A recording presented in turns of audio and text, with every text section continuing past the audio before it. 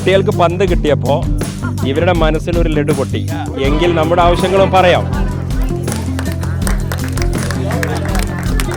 Kozhikode സൗത്തിലെ UDF സ്ഥാനാർത്ഥി ഫൈസൽ ബാബു തെരഞ്ഞെടുപ്പ് പ്രചാരണ ഘട്ടത്തിലേക്ക് പോകുന്ന ഘട്ടത്തിൽ അവിടെയുള്ള കുട്ടികളൊക്കെ ചില ആവശ്യങ്ങൾ ഉന്നയിച്ചിരുന്നു. ഞങ്ങൾ കളിക്കാൻ പന്ത് വേണം, അതും ജയിച്ചാൽ തന്നാൽ മതി എന്നായിരുന്നു പറഞ്ഞത്. പക്ഷേ ജയം ഉറപ്പാക്കി എന്ന് തന്നെയാണ് അവർ പറയുന്നത്. അതുകൊണ്ട് തന്നെ പന്ത് ഇവിടുത്തെ കുട്ടികൾക്ക് എത്തിച്ചു എന്ന് ഫൈസൽ ബാബുവും പറയുന്നു.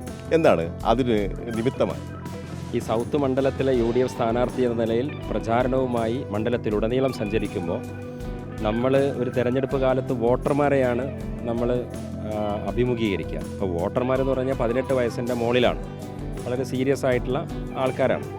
അപ്പോൾ പക്ഷേ ആഘോഷപൂർവ്വം കുട്ടികൾ പലയിടത്തും നമ്മളെ കാത്തു നിൽക്കും, അവർ കൈയടിച്ച് നമ്മളെ സ്വീകരിക്കും. അവരെ സംബന്ധിച്ചിടത്തോളം ഇതൊരു ഉത്സവകാലമാണ്. ഞാൻ ആ ഉത്സവത്തെ ബോധപൂർവമായി പ്രോത്സാഹിപ്പിക്കാറുണ്ടായിരുന്നു. അപ്പോൾ നമ്മളിങ്ങനെ കൈയെടുത്ത് ഇങ്ങനെ പോകുന്ന സമയത്ത് കുറച്ച് സമയമല്ലേ നമുക്ക് കിട്ടിയത്. അപ്പോൾ ഓണ സമയത്ത് മുതിർന്നവർ പല സങ്കടം പറയും. ഇവിടുത്തെ തോട് ശരിയല്ല, ഇവിടുത്തെ റോഡ് ശരിയല്ല, ഇവിടുത്തെ സ്കൂൾ ശരിയല്ല, ഇവിടുത്തെ പാലം ശരിയല്ല, ഞങ്ങൾക്ക് പാലം വേണം, റോഡ് വേണം, തോട് വേണം. അതിൻ്റെ ഇടയിൽ കുഞ്ഞു മക്കൾ വന്നിട്ട് നമ്മോട് പറഞ്ഞ് ഞങ്ങൾക്ക് പന്ത് വേണം, ഞങ്ങൾക്ക് ഗ്രൗണ്ട് വേണം. ഒരു കുട്ടി എന്നോട് പറഞ്ഞ് പന്തും വേണം, തൊടിയും വേണം എന്ന് പറഞ്ഞു. തൊടിയും എന്ന് പറഞ്ഞപ്പോൾ എനിക്ക് മനസ്സിലായില്ല. അപ്പോൾ നിങ്ങൾക്ക് തൊടിയും ഉണ്ട് അവിടെ, തൊടിയും അപ്പോൾ തൊടിയും വേണം എന്ന് പറഞ്ഞു. അപ്പോൾ നമ്മളിവിടെ ഈ ആനമാട് എന്ന് പറഞ്ഞ സ്ഥലത്ത് ഇവിടെ ഇതേപോലെ 3 പിള്ളേർ എന്നോട് പറഞ്ഞു. അവർക്ക് ടീമൊക്കെ ഉണ്ട് അവർക്ക്. അപ്പോൾ ജയിച്ചാൽ എന്നോട് പറഞ്ഞിരുന്നത് ഇതാണ്,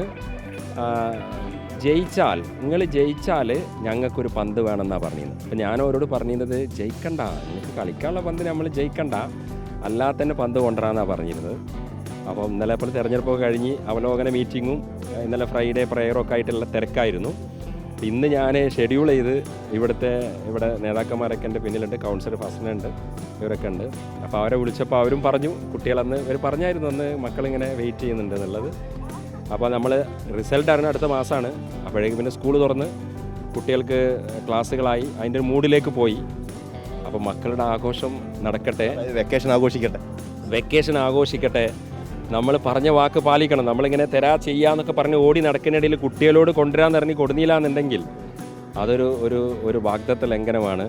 അതുകൊണ്ട് ഈ നിയോജക മണ്ഡലത്തിലെ കുഞ്ഞു വാവയുടെ ആവശ്യം മുതൽ അവരുടെ ആഘോഷങ്ങളും ഇവിടുത്തെ മുതിർന്ന പൗരന്മാരുടെ ഒക്കെ ആവശ്യങ്ങളൊക്കെ കണ്ടറിഞ്ഞ് പോകാൻ നമുക്കൊന്ന് വരാം. അതിന് മുമ്പ് കുട്ടികളുടെ അഭിപ്രായം എന്താണ്? പന്ത് കിട്ടിയാലും സന്തോഷമായോ?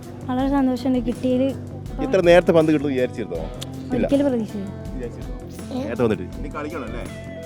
ഇവിടെ സാധാരണഗതിയിൽ MLA യും MP ഒക്കെ വരുന്ന സമയത്ത് അവിടെയുള്ള നാട്ടുകാർ തങ്ങളുടെ ആവശ്യങ്ങളെക്കുറിച്ചൊക്കെ പറയാറുണ്ട്. അത്തരത്തിലുള്ള ആവശ്യങ്ങൾ അദ്ദേഹം ഇതുവരെ ഫലപ്രഖ്യാപനം പോലും എത്തിയിട്ടില്ല, ആ ഘട്ടത്തിലേക്ക് കടന്നിട്ടില്ല. പക്ഷേ അദ്ദേഹത്തിന് മുന്നിൽ ചില ആവശ്യങ്ങളുമായി ഇവിടെയുള്ള ചില സ്ത്രീകളൊക്കെ രംഗത്ത് വരുന്നു എന്നുള്ളതാണ്. ഉമ്മ ഇങ്ങോട്ട് വരും രംഗത്ത്.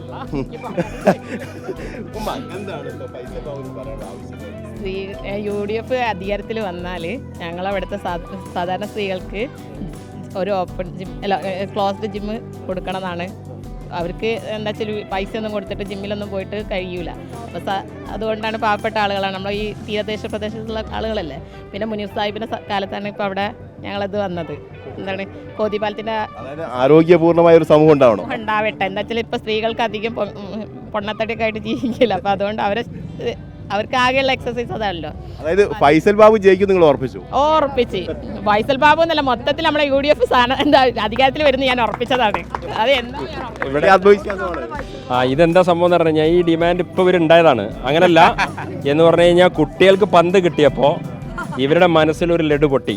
എങ്കിൽ നമ്മുടെ ആവശ്യങ്ങളും പറയാം.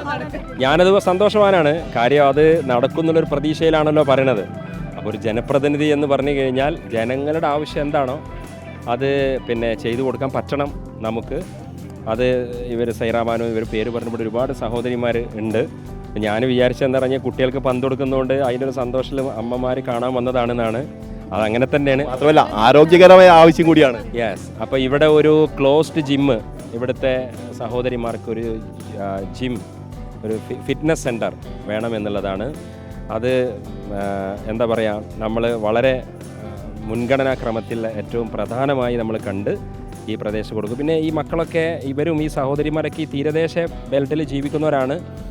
അപ്പോൾ ഇവർക്ക് നമ്മളെ ഈ നിയോജക മണ്ഡലത്തിൽ നമ്മൾക്ക് ഇവർക്കൊരു പ്രത്യേകമായ ഒരു ശ്രദ്ധയും ഒരു കരുതലും ഉണ്ടാകുമെന്ന ഉറപ്പാണ് നമുക്ക് ഇവിടെ കൊടുക്കാനുള്ളത്. ഇവിടെ ഒരു പ്രധാനപ്പെട്ട കാര്യം എന്ന് പറയുന്നത് നമുക്ക് ഈ മേഖല നോക്കിയാൽ കാണാം, ഫുട്ബോളിൽ വലിയ തരത്തിൽ താല്പര്യമുള്ള ഈ കുട്ടികളടക്കം കളിക്കുന്നുണ്ട്. അവർക്ക് കൃത്യമായ ട്രെയിനിങ് നൽകേണ്ടതുണ്ട്. അതിന് വേണ്ടുന്ന എന്ത് പ്രവർത്തനങ്ങളായിരിക്കും താങ്കൾ ഇപ്പോൾ ജയിച്ചു കഴിഞ്ഞാൽ? ആക്ച്വലി ഞാനൊരു ഫുട്ബോൾ ട്രെയിനറായിട്ടാണ് വന്നത്. അപ്പോൾ അദ്ദേഹം എന്നോട് ചെവിയിൽ പറഞ്ഞുകൊണ്ടിരിക്കുന്നത്, ഇപ്പോൾ ഇവിടെ ജിഗ്ലിംഗ് ഒക്കെ ചെയ്തു, അക്കാദമി സ്ഥാപിക്കും എന്നുള്ളതാണ്. പക്ഷേ നമ്മളൊരു അക്കാദമി സ്ഥാപിക്കുന്ന പറയുമ്പോൾ അതൊരു വലിയ സെറ്റപ്പാണ്. അത് നമുക്കൊരു പന്ത് കൊണ്ടുവരുന്ന പോലെ അത്ര ലളിതമായി കൊണ്ടുവരാൻ പറ്റിയൊരു കാര്യമില്ല. അപ്പോൾ അതിന് സ്ഥലവും സംവിധാനവും ഒക്കെ നമ്മൾ പരിശോധിക്കും. അങ്ങനെ ആ ഗ്രൗണ്ടിൽ ഒരു ഫുട്ബോൾ അക്കാദമി ഈ മക്കളെ പരിശീലിപ്പിക്കാൻ സാധ്യമായ പൊട്ടൻഷ്യൽ നമുക്ക് ഇവിടെ ഉണ്ടെങ്കിൽ അതിൻ്റെ സാധ്യതകൾ പഠിച്ചിട്ട് ഈ മക്കളെ കളിയിലും പരിശീലിപ്പിക്കുന്ന ഒരു ഫുട്ബോൾ അക്കാദമി നമ്മൾ റൈറ്റ് ടൈമിൽ ഇവിടെ ചെയ്യാൻ പറ്റുമെന്നാണ് നമ്മുടെ ഒരു പ്രതീക്ഷ. മാത്രമല്ല ഇപ്പോൾ കോളേജ് അഡ്മിഷനൊക്കെ സ്പോർട്സ് കോട്ടുണ്ട്. മാത്രമല്ല പല ജോലികളിലും അവർക്ക് ഉണ്ടല്ലോ, എന്നാൽ കായിക താരങ്ങൾക്കുള്ളൊരു പ്രയോറിറ്റി ഉണ്ട്. അപ്പോൾ അതൊക്കെ നമുക്ക് ഉപയോഗിക്കാൻ പറ്റും. പ്രത്യേകിച്ച് തീരദേശ മേഖല ആയതുകൊണ്ട് നമുക്ക് ഈ കുട്ടികളുടെ ഒരു എനർജിയൊക്കെ ഒരു പോസിറ്റീവായിട്ട് ഇവരുടെ എനർജിയെ വഴിതിരിച്ച് വിട്ട് കഴിഞ്ഞാൽ വേറെ കുറേ കുഴപ്പങ്ങളിൽ നിന്ന് അവർ മാറി നിൽക്കും. അവർക്കൊരു പോസിറ്റീവ് എൻഗേജ്മെൻറ്റ് കിട്ടാത്തതുകൊണ്ടാണ് നെഗറ്റീവ് എൻഗേജ്മെൻറ്റിലേക്ക് പോകുന്നത്. ഈ മയക്കുമരുന്ന്, ഡ്രഗ്സ് പാരൻസിൻ്റെ കയ്യിൽ കിട്ടാതിരിക്കുക.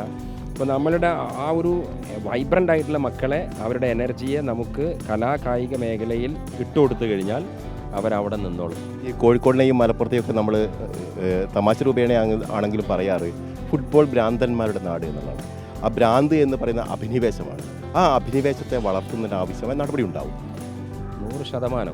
നമുക്ക് എന്ന് പറഞ്ഞു കഴിഞ്ഞാൽ നമ്മളൊരു ജനപ്രതിനിധി ഒരു കമ്മ്യൂണിറ്റിയെ ബിൽഡ് ചെയ്യണം. നമ്മൾ ആ ഒരു കമ്മ്യൂണിറ്റിയെ ബിൽഡ് ചെയ്യുന്ന സമയത്ത് ആ കമ്മ്യൂണിറ്റിക്ക് പല ആവശ്യങ്ങളുണ്ട്. ഇപ്പോൾ ഇവർ പറയുന്ന ജിം എന്ന് പറഞ്ഞാൽ എന്താ? കമ്മ്യൂണിറ്റിയുടെ ഹെൽത്താണ്. ഓക്കെ, അപ്പോൾ ഒരു കമ്മ്യൂണിറ്റിയുടെ സ്പോർട്സ് വേണം, ഒരു സമൂഹത്തിന് കല വേണം, ഒരു സമൂഹത്തിന് കായികം വേണം, ഒരു സമൂഹത്തിന് ആരോഗ്യം വേണം, ഒരു സമൂഹത്തിന് പശ്ചാത്തല സൗകര്യം, ട്രാൻസ്പോർട്ടേഷൻ എല്ലാം വേണം. അപ്പോൾ എല്ലാ മേഖലയിലും നമുക്ക് ചെയ്തു കൊടുക്കാൻ പറ്റുന്ന കാര്യങ്ങൾ എന്താണ്? ഇതിന് 2 സോഴ്സ് നമുക്ക് ഉപയോഗിക്കാം. ഒന്ന്, നമുക്ക് ഈ സർക്കാർ ഫണ്ടുകളുടെ ആ ഒരു സ്രോതസ് ഉപയോഗിക്കാം. വേറൊന്ന്, ഇപ്പോൾ തീരദേശ ബെൽറ്റാണ്, നമ്മൾ ഇങ്ങനത്തെ ഏരിയകളൊക്കെ നമുക്ക് ധാരാളം CSR ഫണ്ടുകൾ ഉപയോഗിക്കാം. കോർപ്പറേറ്റ് സോഷ്യൽ റെസ്പോൺസിബിലിറ്റി ഫണ്ടുകൾ നമുക്കിവിടെ ധാരാളമായിട്ട് ഉപയോഗിക്കാം. അപ്പോൾ അതിന് നമുക്കൊരു കാഴ്ചപ്പാടുണ്ടെങ്കിൽ നമുക്കൊരു DPR ഒക്കെ പ്രിപ്പയർ ചെയ്ത് ഒരു പ്രോജക്റ്റൊക്കെ ഉണ്ടാക്കി ചെയ്ത് കഴിഞ്ഞാൽ സന്മനസ്സുള്ള ആളുകൾ ധാരാളമാണ്. അർഹരായ ആളുകളിലേക്ക് ഫണ്ട് എത്തും എന്ന് കണ്ടു കഴിഞ്ഞാൽ നമ്മളെ സഹായിക്കാൻ ഇഷ്ടം പോലെ കൈകൾ അദൃശ്യമായി നീണ്ടുവരും എന്ന ശുഭാപ്തി വിശ്വാസം നമ്മളുണ്ട്. ഒരിക്കലും സർക്കാരിൻ്റെ അല്ലെങ്കിൽ ഉദ്യോഗസ്ഥന്മാരുടെ ചുവന്ന നാടയിൽ ഫയലുകൾ കെട്ടിക്കുടുങ്ങി ഇവിടെ ആഗ്രഹിച്ച മനുഷ്യന്മാരാഗ്രഹിച്ച ഒരു കാര്യം എത്താതിരിക്കില്ല എന്നൊരു ആത്മവിശ്വാസം നമുക്കുണ്ട്. വലിയൊരു ഉറപ്പാണ് നൽകുന്നത്. പിന്നല്ലാണ്ട് അതിലൊരു സംശയമില്ല. കാരണം ഞങ്ങൾ ഇങ്ങനെ വോട്ട് ചോദിച്ചു പോകുന്ന സമയത്താണ് ഈ കുട്ടികൾ ചോദിക്കുന്നത്. ഞാൻ അങ്ങോട്ട് പറഞ്ഞ പാടന്നെ ഓടി വന്ന് നമുക്കിത് ചെയ്തു തന്ന്. അപ്പോൾ നമുക്ക് ഇനി അങ്ങോട്ടേക്കുള്ള സ്ഥിതി പറയേണ്ട ആവശ്യമില്ലല്ലോ.